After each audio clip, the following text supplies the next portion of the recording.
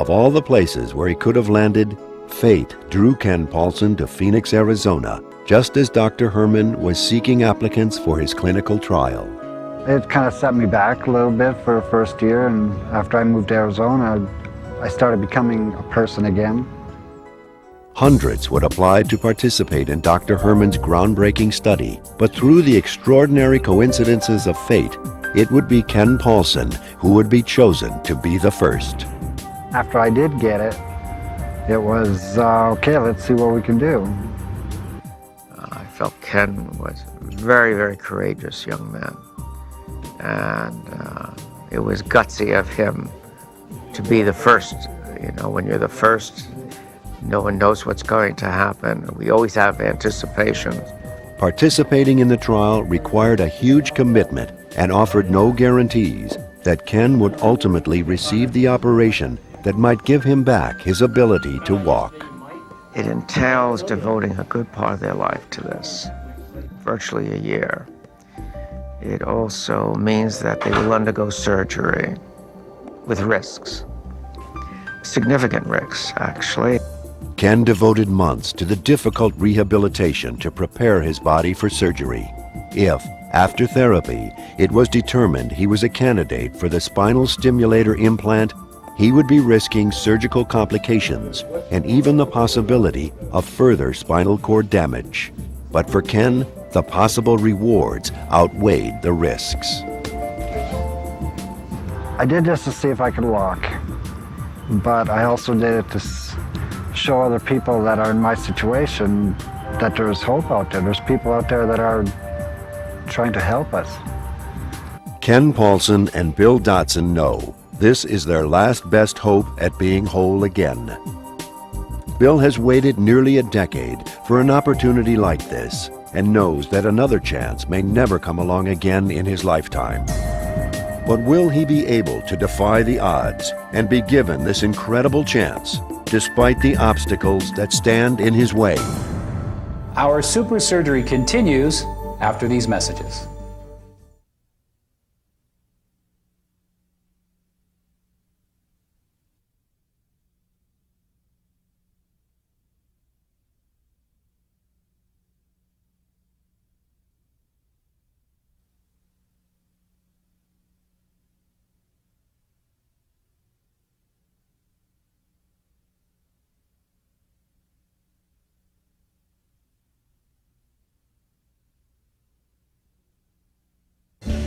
In order to receive FDA approval to launch his peculiar research project, Dr. Richard Herman proposed a strict protocol, but that protocol excluded participants like Bill Dotson, who showed incredible potential.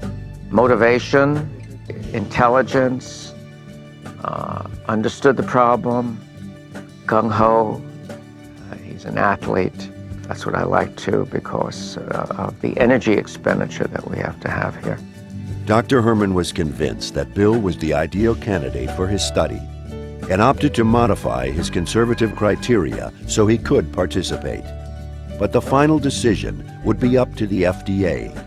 The sitting and waiting for the FDA to make the approval was terrible. And then, oh my goodness, when I was finally told, I was ecstatic. Bill would finally have his chance to see if medical research and human determination could help a paralyzed man walk. I believe my attitude toward life and my drive is one thing that attracted me to them. For the next year of his life, Bill Dotson would embark on a medical odyssey that might ultimately provide hope for anyone living with a spinal cord injury. He would be subjected to some of the toughest workouts of his life while he struggled to increase his muscle strength and learn to take steps. Though he had strong upper body strength, the severity of his injury had left his legs much weaker than Ken Paulson's, the first person to participate in the study. Seeing Ken and seeing the gains that he had made, I hope I reach those goals. My type of injury and the amount of return I have has created a few more challenges for Dr. Herman, because he did make a comment. He said, Bill, if we can make this work for you, it's going to open up the avenue for us to help many more people than we thought we would be able to initially. I'm having an occasional spasm in my right leg. Left's fine. It is critical that he teaches his body to walk again by reorienting the nerve pathways to his legs before he will be considered a candidate for the spinal cord stimulator. Myself, I feel like that's when I produce my best results, is when I'm challenged. Bill is only the second human to be considered for this surgery. The fact that he is older and more seriously injured than Ken Paulson makes the data gathered during his preparation for surgery critical. At the Biocomputation Locomotion Laboratory at Arizona State University, Dr. Hipping Hayes' expertise comes into play. We collect information from the muscles themselves, and when a muscle is contracted, it actually puts off a voltage like a battery, and we can sense that voltage by electrodes being placed over the muscle, and then it's amplified and stored on a computer. In intense workout sessions with Bill wired like a bionic man, the data gathered in the computer gives the research team evidence to document how the muscles, joints, and walking ability are improving with therapy. Over the course of the next 6 months, the two research facilities work together in an attempt to ready Bill for the surgery that might change his life. During this time, Bill experiences both triumph and failure. It's been like a roller coaster ride. You know, it's like I would have 2 or 3 days where it was just awesome.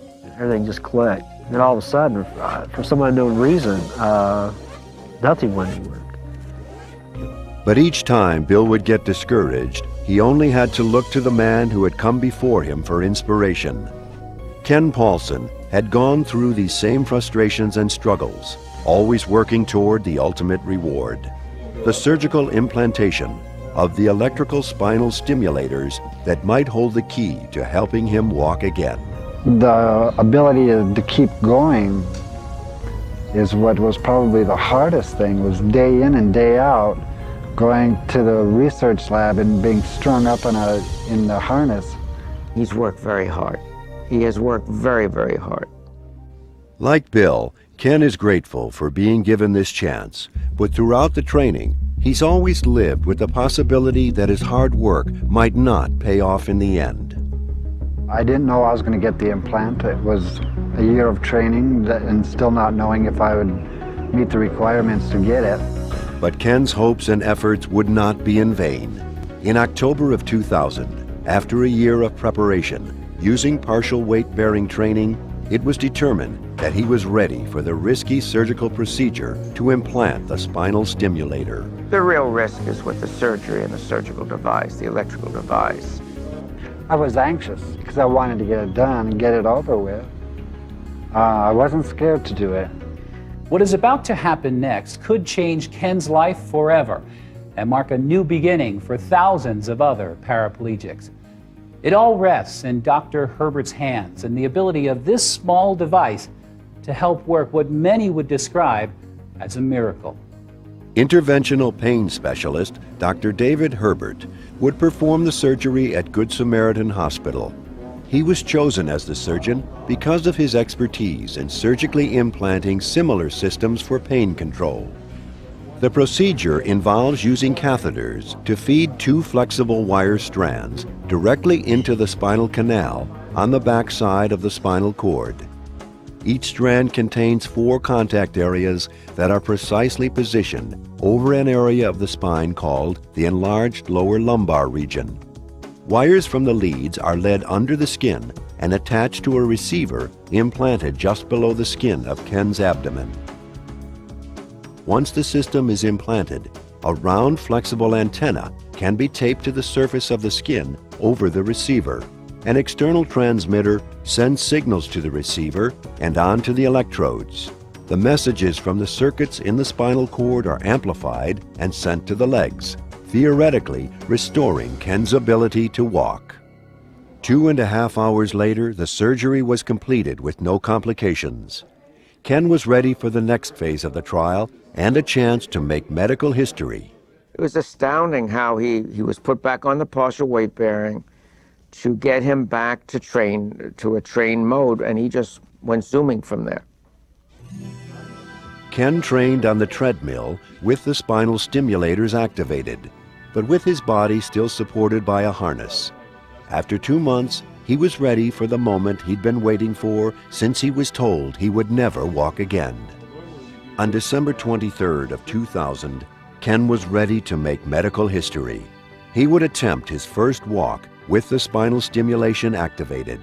Could medical science give him back what he lost in that tragic accident nearly 4 years ago?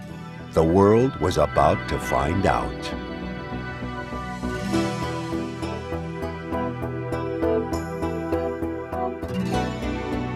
That was Dr. Herman's Christmas present to me, and I couldn't believe how light my legs felt, and the effort that I had to put into walking was very minimal.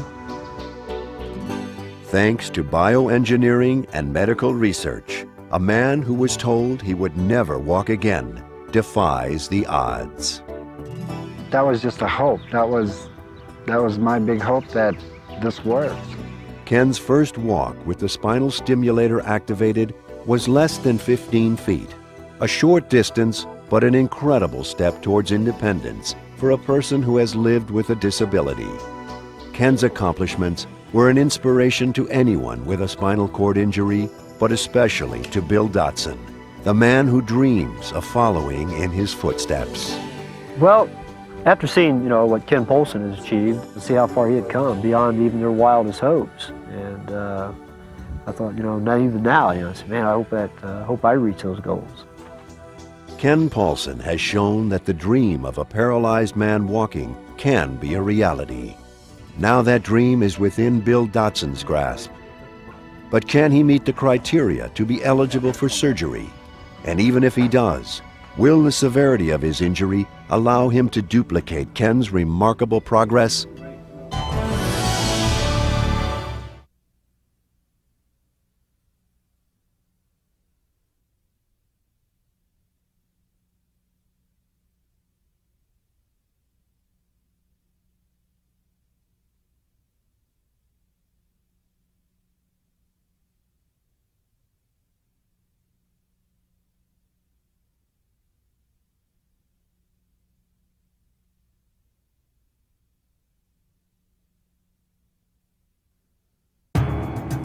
Bill Dotson has worked every day for 7 long months to prepare for the surgery that might give him back the ability to walk. But he has been given no guarantees. Today, he will be tested to see if he has progressed to the point that he can walk consistently on a treadmill. If he fails, it could all end here. Both these legs are just, oh my goodness, tingling like crazy. On this all-important day, when Bill hopes to give his best performance, he is having some unanticipated problems. Never had a day like this. For some unknown reason, I don't know what caused it, but the spasms were terrible. It was hard for me to go through my motions. And with the added stress, it didn't help things at all. If Bill fails, he has no other options. I've never felt like this. It becomes questionable whether Bill will even be able to complete the session. What happened now, Bill? You're spastic? Yeah, it's like we were just talking yesterday. Toward the end of the last session. But Bill has waited too long and worked too hard for this chance. He refuses to give up.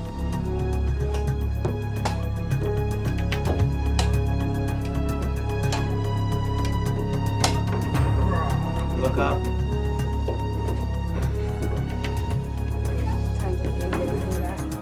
As soon as I got out, my legs were just tingling. You also had that buttocks wound, Bill fears he may be facing disaster. His struggling performance may not give Dr. Herman the confidence to give his operation the green light. Yeah, well, your blood pressure is rising very high, so something else was going on. Everything's been going bad on me this week. You did good. Good. Thanks. I think we'll be on our way to surgery on the 23rd. 23rd. Yeah. Okay. It wasn't the prettiest gait. Finally, thankfully, it's the news Bill thought he would never hear. The operation is on. We met our criteria today, didn't we? At the end, I was